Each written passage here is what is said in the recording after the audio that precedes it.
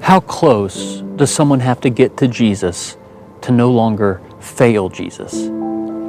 How long does someone have to be a follower of Jesus and finally reach perfection and no longer fail Him?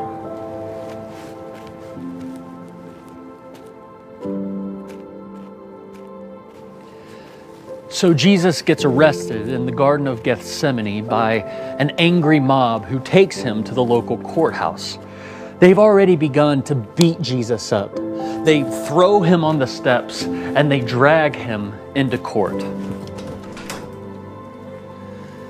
So how close do we have to get to Jesus to no longer fail Him?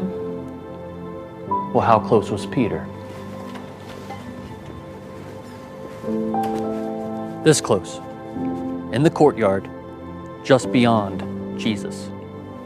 See, Peter's doing his best to follow Jesus, even to Jesus' death. But Jesus had said, "Tonight you will deny me 3 times before the rooster crows." Peter said, "Lord, me? Never." And here Peter is, trying to stay true to his word and not abandon his Lord. And it's right then that someone taps Peter on the shoulder. Excuse me, aren't you one of that man's followers?" "No," Peter says. Another person says to Peter, "No, I've seen you with him before. You are one of his followers." Peter responds, I don't know him." A third person says to Peter, No, you're one of his disciples." Peter loudly and angrily responds, "I tell you, I do not know that man."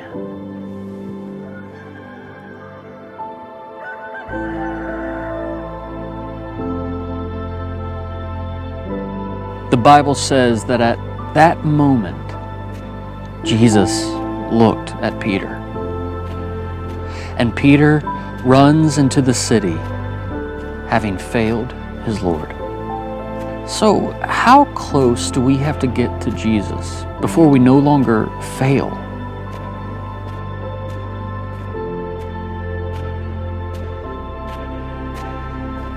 You know, maybe that's not the question we need to ask. Maybe the question is, what does Jesus do when we fail? Does Jesus stand up and refuse to sacrifice Himself for people like Peter who can't stay true to their word? No. He simply presses on toward the cross.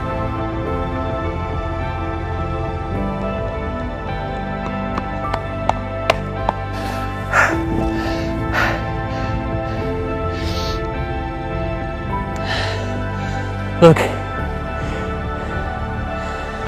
sometimes we fail. Sometimes in our own way we deny ever knowing Jesus as our God.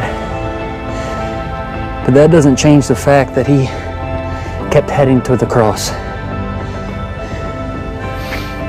So that people like Peter, like me, and like you could truly live.